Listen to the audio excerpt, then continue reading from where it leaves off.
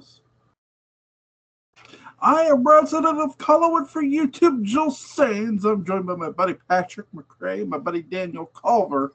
We're here to review The Man from Earth from 2007, written by Jerome Bixby. Let's see. Budget was 200.000, but there's no whatever. Okay. Release date November. Yeah, release date was November 13th, 2007. This movie is not too long, actually. It's only 89 minutes long, so it's short, but it's really, really fucking good. It's a good movie. Yes, it is. Very deep, psychological, well thought out movie. When did you first watch this, Patrick? When did I first watch it? I watched this movie. I think around, I'm gonna say 2015, 2014. I think it's 2015. I was, I still am. I was in charge of a theater program in high school, and we needed another show. I was doing 2 plays, and had a really funny experience because this has been adapted into a play. It was pretty easy because it's just one set. And so the high school kids watched the movie and they really liked it. And so I said, let's do the play. And they got very excited. About a month later, they came to me and said, oh boy, maybe we spoke too soon. This is, and they had very questionably flimsy reasons for not wanting to do it. And I said, guys, I've already applied for the rights. The die is cast. And so they're like, oh, okay. I will never find out what the problem was. It was just 2 guys. Nobody else came and had any concerns about it. Yeah. I don't know. Yeah. Because they were very excited about it at first. Yeah. Those individual people. Yeah. It's very strange. Daniel, when did you first watch this, dude? Actually, today. Good. What'd you think? I actually thought it was good, Yeah.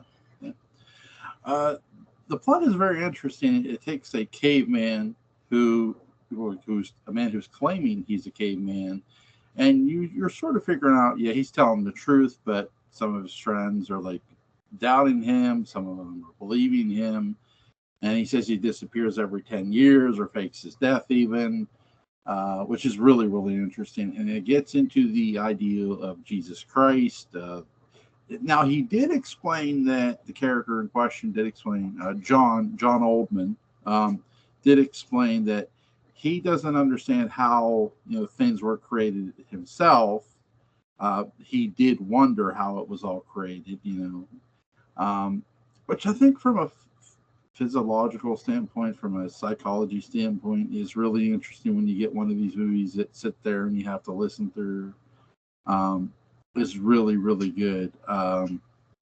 What did you think of the plot, Daniel? I thought it was pretty good, and like you said, like it was pretty interesting. Like this guy, like we don't know when he was from exactly. We know he's like a caveman, but like we don't know exactly when it started. We just know like he got up to like the age of 35 and then never aged after that. And and it was a pretty big bombshell when he said he was basically Jesus Christ. Like that was something I wasn't expecting. And it was interesting hearing like different time periods he lived in and stuff too. Yeah. Patrick, what did you think, man? When the Jesus bomb is dropped, yeah, J bomb as it was known in World War II. Yeah.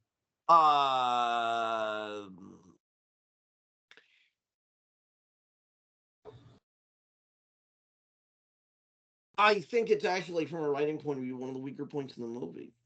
Oh, really? Because it didn't offend me or anything. Let's get that right out of the way. But it's kind of like how now in movies these incredible coincidences take place where one person's related to another person and there's no way they would be related, but they just are because the writer needs it to be. And I think the earth is so huge that the likelihood, you're already accepting a pretty wild likelihood that this guy never died. Yeah. That he never died and was Jesus was a bit much, but I can't figure out any other way to get to that point. And the story that he tells is so interesting that I give it a pass about how, all the details he gives about the life of Jesus and the method of the death of Jesus and how this turned from some vaguely normal events with some basic superpowers into a religion. And I think that's a good story. I think he does well with that. So, but it's a complicated question. Yeah. I like it. I think that's what may have frightened those kids, though, and so I had mixed feelings about it in that sense. But watching the story, especially for the first time, I thought it was great.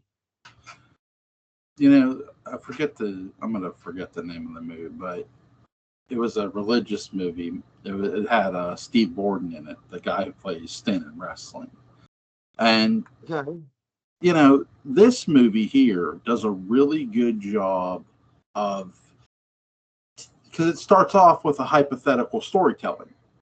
That's really because he says he's leaving. He's like, well, why are you leaving? Why are you acting so weird? Then he goes, I want to reveal my true self to all of you. And he said, well, let's start it off like a story. What if, this or that? And he's talking about the past and all that stuff. And then he talks about the Buddha, meeting Buddha, which, makes sense. But when you get into, as a religious person, this movie did not offend me at all because it's a really good it's a really good hypothetical situation, and you need that with religious context. It's funny because I brought in a friend of mine who is fundamentalist, who loves this movie. Also, he thought it was great. Yeah, it is good. And he sat down with these kids and he just said, look, I wish one of you would tell me what your objection is, because you're just staring at us like you're waiting for your lawyer to come by and answer for you. And I gotta say, I don't know why we're not talking about it. I'm a fundamentalist. I believe every word of the Bible is true. And he laid out his full credentials, and they were pretty conservative. Yeah. And he said, and you know what? You know what this is? It's just a story. Yep, it is. It's just a story. And we can talk about stories. It's safe. It's okay. Yeah, that's a good point. Yeah, I think that's the thing too. Like, this is just a movie to make you think, and that's what great movies should do. And to tell that sort of fictionalized story, as somebody who, I don't mind stories like, look, I don't know how many people have seen The Last Temptation of Christ, which is a really great, interesting movie. But again, every movie you watch that involves, whether it's religion or story of a religious figure, and the story is changed or whatever, there's always they bring up the variations in this movie, and they're absolutely right, all of them. That's the thing. There's so many variations of the story of Christ that it's not even funny. He even says, well, they tied me to the cross. They didn't nail me to the cross, here's the thing. They did tie people to a cross too. They didn't just always nail them. They always did it. Right. They didn't always nail people to a cross. People were tied to crosses at one point in time. So, I mean, I don't mind this because, hey, look, you always learn about different versions of the Bible in school.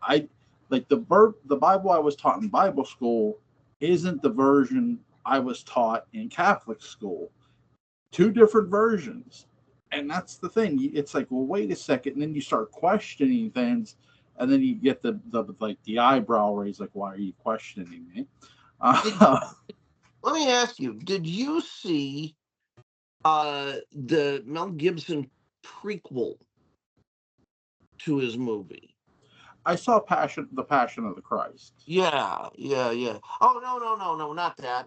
The Marty Scorsese went back and did a prequel to his Jesus movie. Did you see that? I'm not sure if I did or didn't. You saw his movie, right? The Last Temptation of Christ? Yeah. This was called The Second to Last Temptation of Christ. And it wasn't about the last temptation. It was about the temptation right before the last temptation, because it was a prequel. And in it, Jesus has to go to a government office to protest something. He's driving his chariot, and as it turns out, the government office is closed, and there's a handicap spot. And he thinks, well, if it's closed, no one who's disabled will be parking there really on official business because there's no official business. So maybe I can park there just for a minute. Like if Simon Peter stays in the chariot with it to explain to the Pharisees when they come by to give them a ticket, what's really going on, and I'll come back and he monologues about that for about an hour and a half, just like circling the block. He said, well, or I could, and it just goes on. And that's the second to last temptation of Christ. Oh, Oh wow. And he says, oh, to hell with it. We're both hungry. You didn't have lunch. Let's go to the Last Supper. And that's it. That's the last line of the movie. That's pretty good. That's pretty good. I do like how he explains about having family, like when he has a family, like he leaves them after so long too. And Boy, the ultimate deadbeat dad. yes. Wow. Yeah. What did you guys think of that? Patrick, you first. I'm sure he was relieved when he had access to more contraception. I mean, that really is a rotten thing for him to do. And, he really needs to be a little more careful. Yeah. Unless he's with a woman who's really fine with raising a kid alone and they have that conversation. Yeah. If he knows he's going to be doing that, I think it's a little sleazy. Yeah. Daniel, what did you think? I agree with Patrick. It's pretty messed up he did that. And that's the thing too. It's possible that whoever he married or whatever might accept that he doesn't age. I know he'd have to hide from everyone else, but he could tell her, I actually don't age, and tell her what he told all them, and maybe she would be understanding. What's really interesting, I agree with both of you. I do think he comes to I do think he's to the realization, because he says to the one woman who does accept and believe in him fully, and she goes, look, I don't mind if I die and if you want to live forever. But so there's a woman who does accept him at the end, and it's the woman who he's having sex with anyway. And the one woman he leaves is actually the mother of the psychiatrist who he knows. And it's like, wait a minute, whoa, hang on. The what? The woman he leaves? No. There's a woman he leaves in the movie. They talk about what's her name? Nola Okay. or something. I forget. Yeah. But there's a psychiatrist who comes there. And yeah, I know that. Yeah. His mother, that was her name. He helped raise that, or it was his kid or something, or he was a no, that was his son. Yeah, that was his son. Yeah. Yeah, that was his son. Yeah. Yeah. And when he says John Partee, and it's like the one guy's like, he has a heart attack. He dies of a heart attack. Which is very, it's like, damn. But yeah, I do think you have that moment of, okay, he's not the best dad material because he leaves after 10 years. So if you're 10 years old, he's out of there. He even says, why did you leave us? Why did you leave us? He goes, well, I left you a lot of money. I left so you enough to take care of each other. But it's like, I can only ask you to clean your room so many times. I think the most I told you there'd be consequences. I think the most interesting aspect of the movie isn't even the Jesus stuff. He says he did meet one other like himself, but only one time. Yeah. And he said he thought he saw him again at a train station, but he wasn't sure. And that one is what I found the most interesting of this story. What did you guys think of that, Patrick? The character's name, because there was a sequence that they shot that they cut, was a character named A.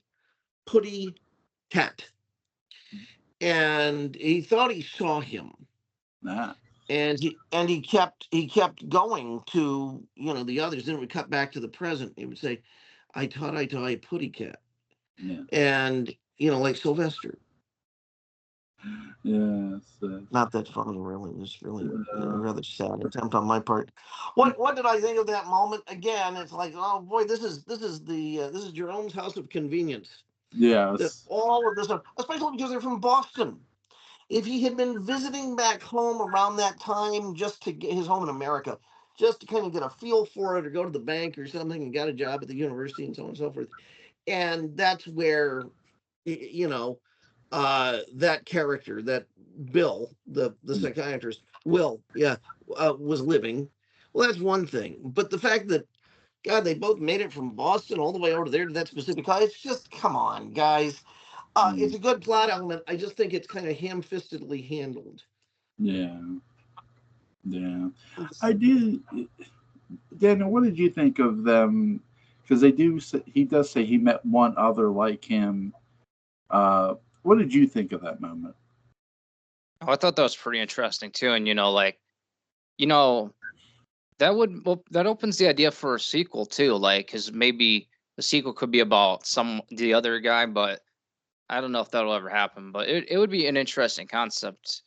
And like, Strange that you should mention that, because in 2017, oh, Mr. Culver, they did make a sequel. okay, I actually didn't know that. You did know that. Oh You no, I didn't didn't. know that. Well, it doesn't. Yeah. Well, yeah, and I think they reveal him to be Jack the Ripper at the end. I'm not making that up. It's something really weird. Oh, that's pretty weird. Yeah. What's the sequel called? It's called Man from Earth, Holocene. Oh, Holocene. oh wow! I'll have to go watch it. Was that on? Okay. It's. I was just gonna say it is interestingly not good, but by that I mean it's an interesting movie. It's not good. It shows you just how much this idea relies on a good writer. And did you look up anything about Jerome Bixby? No, I did not, but I will. Well, he wrote a Twilight Zone episode, original, Yeah. about a guy who doesn't die. And then he wrote a Star Trek episode about a guy who doesn't die. An original series Star Trek episode. I think it's the character's name, Mr. Ataz. I think that's his episode. And has lived throughout time. So I don't know if that's sort of a wink, wink, nudge, nudge, same character or not. Actually, here he's best known television works include 4 original Star Trek episodes, including 1967's Mirror Mirror, which introduced the franchise's concept of the mirror universe, and 1969 Requiem of, and I'm going to butcher this, Methuselah. Methuselah about Flint, a 6,000-year-old man. He also scripted Day of the Dove, and by any other name. His not one of their best writers. Yeah, his short story is "It's a Good Life," adapted as a teleplay for the Twilight Zone. That's the one you're talking about, by Rod Serling. Is arguably no, that one is the Bill Mooney. With the psychic kid. Is the best known work in his original prose, and in audiovisual adaptation, it was revisited in 1983, the Twilight Zone film, and chosen to be one of the many Twilight Zone episodes parodied by The Simpsons. That's not shocking. This one in the Halloween 1993 episode Tree House of Terror 2. Bixby conceived conceived and co-wrote the story for the 1966 film Fantastic Voyage. Batum Books obtained the rights for the paperback novelization based on the screenplay and approached Isaac Asimov to write.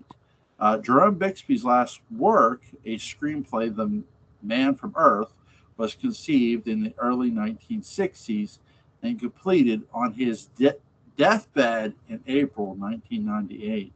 In 2007, it was made into an independent motion picture, which his son, Emerson Bixby, as executive producer, directed by Richard Schinkman, and starring David Lee Smith, William Catt, Richard Rao, Tony Todd, Anika Peterson, Alex Thorpe, Ellen Crawford, and John Billingsley. Bixby wrote the original screenplay for It, the Terror from Beyond Space, 1958, which inspired Alien. That's true. It did inspire Alien, very much so. And actually, John Carpenter is the one who has pointed that out over the years. So that's a little fun fact for you. Oh, Have you ever seen that movie? which one? The Terror from Beyond Space. No.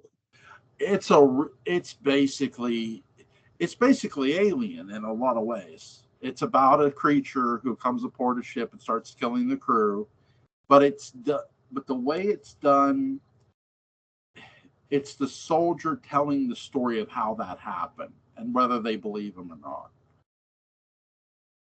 It's really interesting. It's really interesting. So, all right, I'll have to take a look. Yeah, John Carpenter actually, he was a guest on TCM, and that's when I first saw that movie they just talked about, is when he picked a couple different films.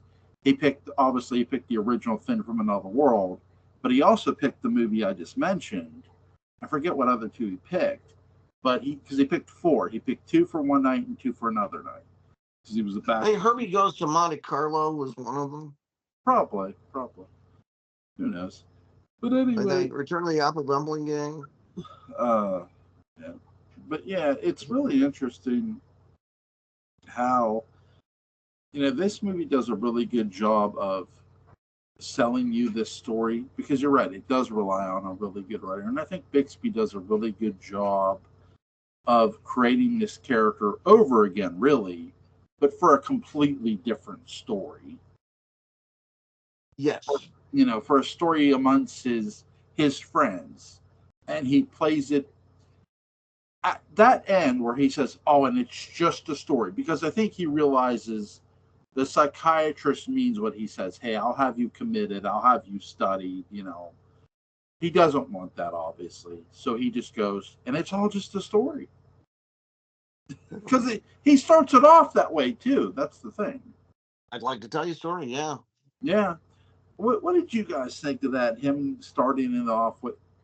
Do you think he sort of anticipated? Because again, he's claiming he lived so long. Do you think he's anticipating a really bad reaction by somebody or by many people? Daniel, what do you think? Yeah, I'd say so. Because he did say they were when he was a caveman. They were mad at him because he wouldn't die. Yeah, I would agree. I think that's really, and I think too when you look at his historical experience from a fictional sense, he's learned to anticipate it. Yeah, sure, I agree. Anticipate the questions? Or anticipate the reactions of the people, really, because when he's telling the Jesus story, he says, he goes, really, he says the media, the whatever, called me Jesus.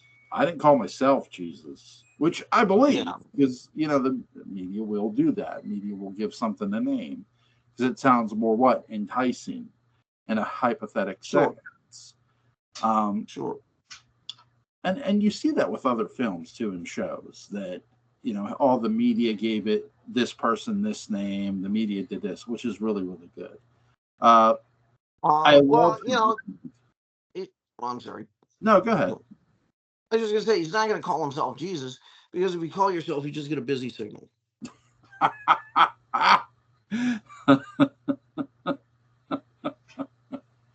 Yeah. I'm just saying. Yes. And sometimes you might not get an answer at all. It's happened more than once. Yeah. Daniel, what did you think? Of what again? Just of it. Exactly. Just of him. Because he says he didn't call himself Jesus. That was done basically by media and stuff like that. What did you think of that? Oh yeah, I could definitely see that happening. And like he pointed out, Jesus actually had a different name in real life. So like I said, he mentioned that. So that's what's interesting. And actually, it's interesting is that also reminds me of another franchise that me and Jewel are also fans of. Well, Jewel and I, excuse me, is Saw. Like John Kramer, he never called himself Jigsaw or the Jigsaw Killer. The media called him that. Yeah. Well, it's the same thing with another show I'm a fan of too, is Ghost in the Shell. In this series, they're going after this character called the Laughing Man. Well, the kid who found the file, he never called himself the Laughing Man. The media did. So, I mean, you always get stories that are really good like that. It's like, okay, why is this character called this? Why, and is it you have to, when you get into stories, you sort of have to start questioning media narrative. It's sort of like Scream. Okay, the media came up with, did the media came up with Ghostface Killer, or did the people who lived call him the Ghostface Killer? And that's what's, so I could be wrong, but wasn't Ghostface like originally a fan name, or am I mistaken? I'm not sure myself, so I don't know. I think it was. I think you are quite correct. You could be, yeah. I don't think he ever gets called that in the movie. Yeah. I don't. The artist Ghostface Killer. Yeah, that's true. But, he's in the movie Walk Hard. He is at the very end. Yes. Dewey Cox, the Dewey Cox story. So, what's you guys' favorite scene in this movie? That's a good question. Man from Earth favorite scene. Well, I don't know if I have favorite scenes. I have favorite performances. I mean, we have not talked about the great Tony Todd. That's true. AKA Candyman, who is in this. I like seeing him, and William Catt. I like him. So really, for me, it's more the performances that get me. Yeah, Tony Todd does always do a great job of giving a riveting performance. Danny, who was your favorite? What did you think of the performances in this movie? I thought they were pretty good, And yeah, like Tony Todd, his character was pretty good. Yeah, because he's one of the most mellow of it all. Yeah, that's true. I mean, which you need that. Then you get the religious person, the Christian, which it's like, am I the only guy who's like a religious person and not that serious about it? It's like, Jesus. Jewel, I've given this a lot of thought lately because, now apparently they're trying to create some sort of legislation to prevent Christian discrimination, meaning discrimination of Christians, which I don't know that much of, although I'm sure somebody has a story. And it's an interesting thing to explore because it does seem to be, when it comes to discrimination, it does seem to be inordinately Christian in nature. But I wonder if that's because certain practitioners of that religion in certain parts of the country seem very concerned with telling other people what they can and can't do, which of course is very anti-Christian. They're not aware of this irony. And with Mr. Trump in office, it feels like that's gaining steam. So I think that's why that exists. Oh yeah, probably. Yeah, that's what I got. Oh yeah, that could be. Yeah. To be honest, that's probably a conversation we probably should have had before the recording, but it's probably fine, Yeah. Well, here's the thing. Like I remember growing up, there was always religious issues. I mean, no matter where you look, and that's the thing. It's Really? well, I'll give a great What were the big example. ones when you were growing up?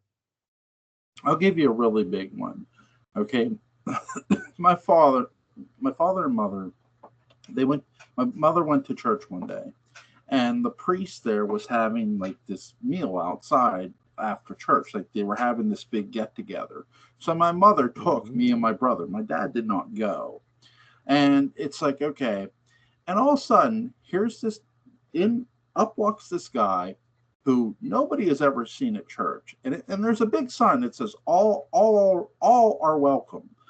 It doesn't Right. say all who worship God, all who attend church are welcome. It just says all are welcome. And this guy walks up to him and starts getting a plate of food. And the preacher's like the priest who performed the sermon that day is like, well, who are you? He says, well, does it matter? It says all are welcome. He goes, well, I never see you in church. He said, that's not what the sign says. And the priest goes, well, I'm going to have to ask you to leave. And my mother says, he's not leaving. He said, the sign says all are welcome. My mother didn't even know the guy. And, it, Yeah. and she goes, well, what do you think ill will of me for asking him to leave? And my mother put it plainly, I think you're an asshole for asking him to leave. So, Well, that's great. like, but that's sort of when you get into religious sort of concept, it's like, okay, are you wanting people to sort of come to your church? Because here's the thing, the rule, people think you have to go to church to worship God. You don't. You don't. Hmm. You could stay at home and worship God. You could say a couple prayers during the day. You could talk to God through prayer. You don't have to go to church. Hell, even go to a local priest. They'll tell you the same fucking thing.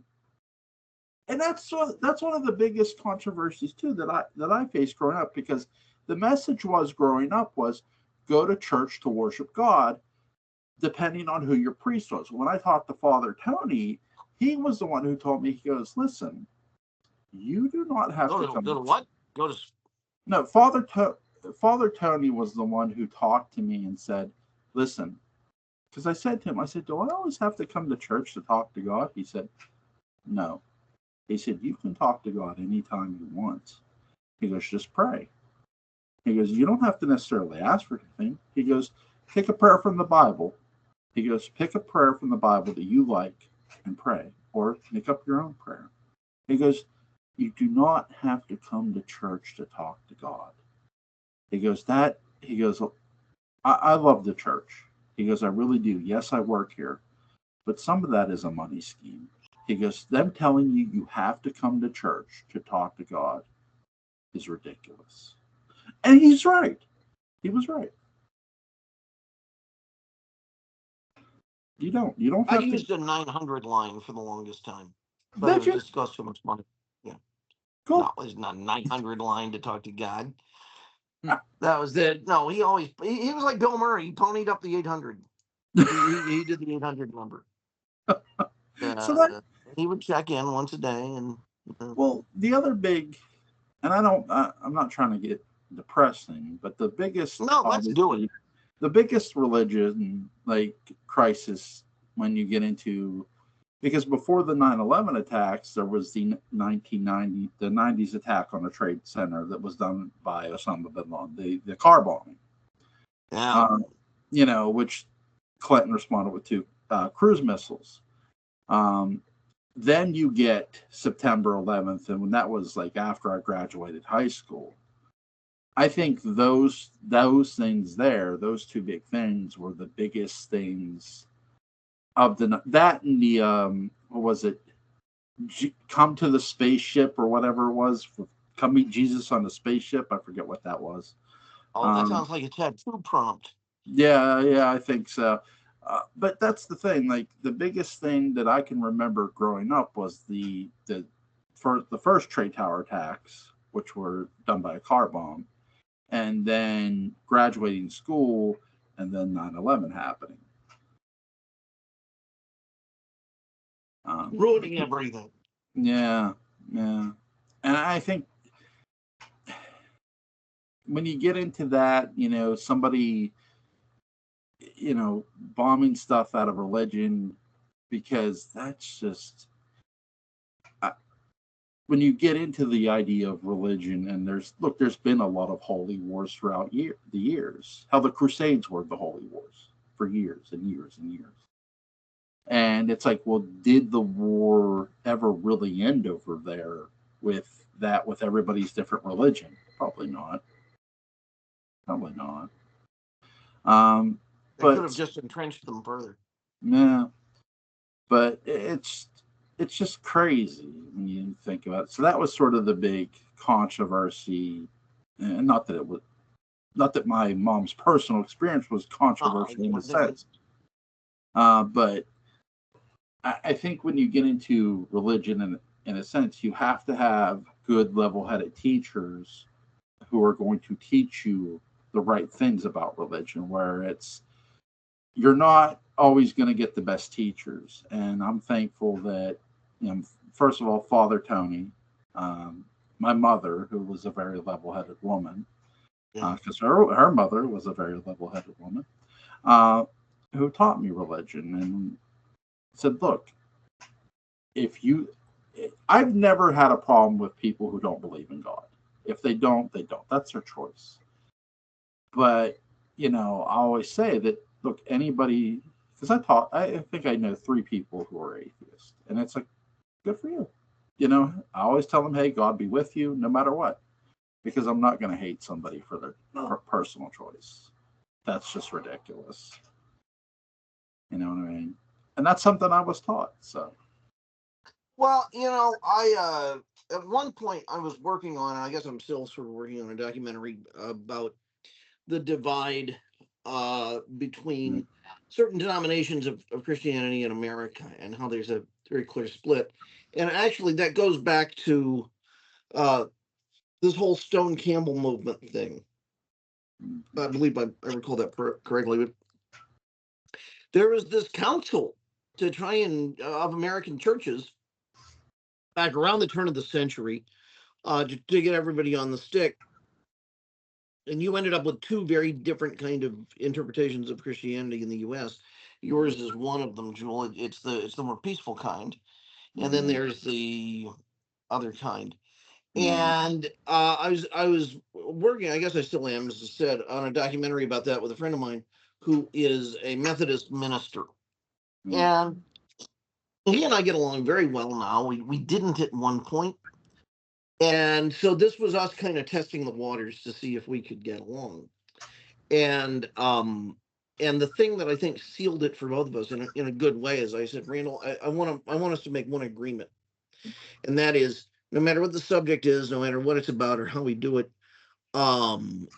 let's agree that we will always remember that the other person arrived at their conclusion about the universe after a hell of a lot of thinking and a lot of experiences that the other one has not experienced and cannot experience. But we have to respect that those experiences happened, and that this is not the result of doing what our parents did or what we said we'll always do, but this was the result of real, heartfelt life experience. And he said, yes, absolutely. And that was great. And we've stuck to it. Yeah.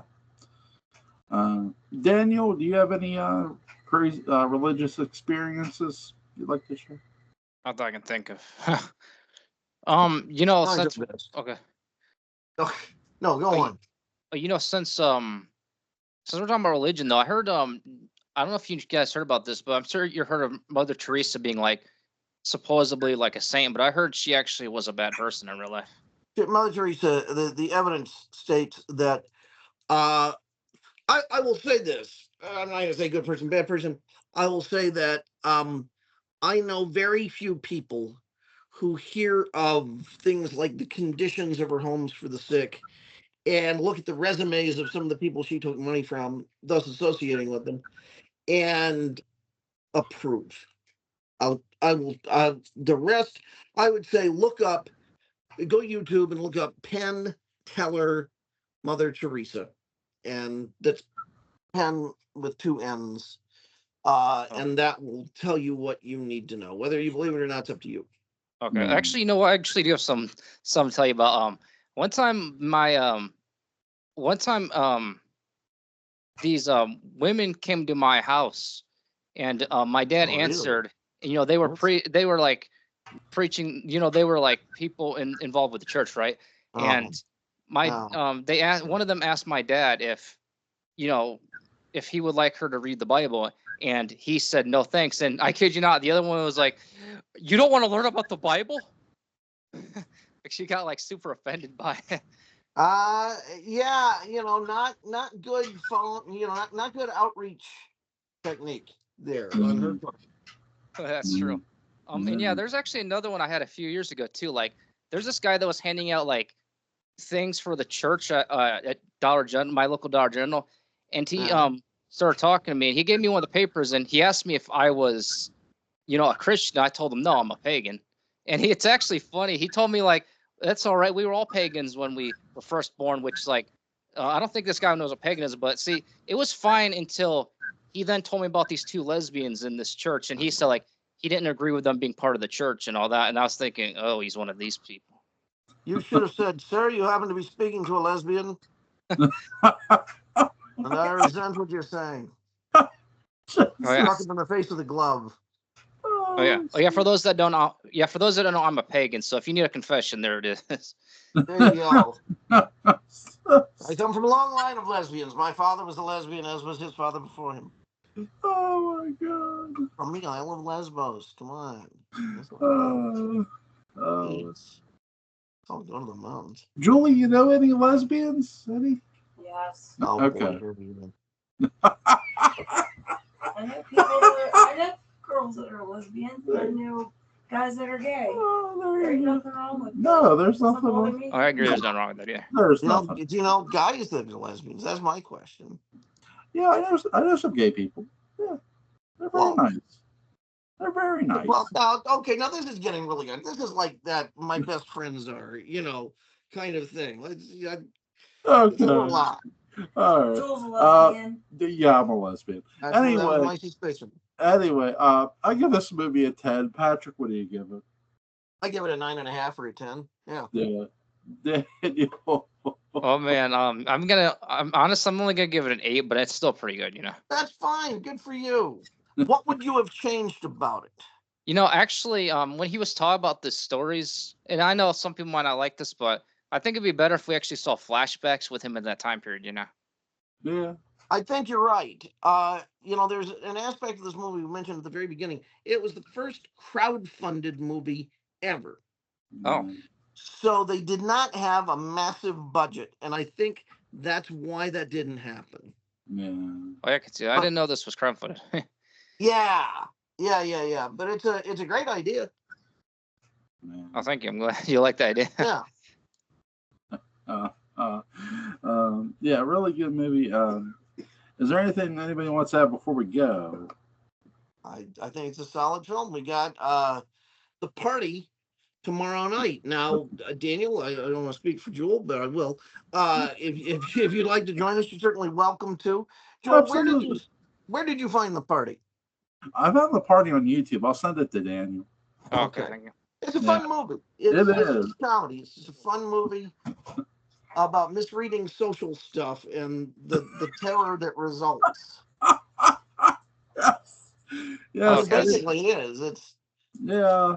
You get to watch a guy who plays the horn get shot up a lot, and I won't tell you why. Anyway, no. Oh, is that what that's called? Yeah. Yeah, I'll send The Party to you, Daniel. So tomorrow night we'll be reviewing The Party. You guys have a good night. Link to Patrick McCray's Dark Shadows Daybook of Vows is going to be in the description box. Link to Daniel Culver's YouTube channel, Killenberg, is going to be in the description box. You guys have a good night. Be safe. Thank you. You too. Bye. Bye.